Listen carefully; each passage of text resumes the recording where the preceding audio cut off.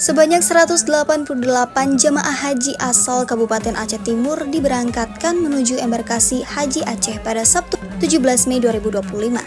Dalam pelaksanaan tahun ini terdapat perubahan moda transportasi yang sebelumnya menggunakan bus besar, kini para jemaah diangkut dengan 19 unit minibus HiAce. Pelepasan resmi jemaah dilakukan oleh Bupati Aceh Timur Iskandar Usman Al-Farlaki bertempat di lapangan pusat pemerintahan ID.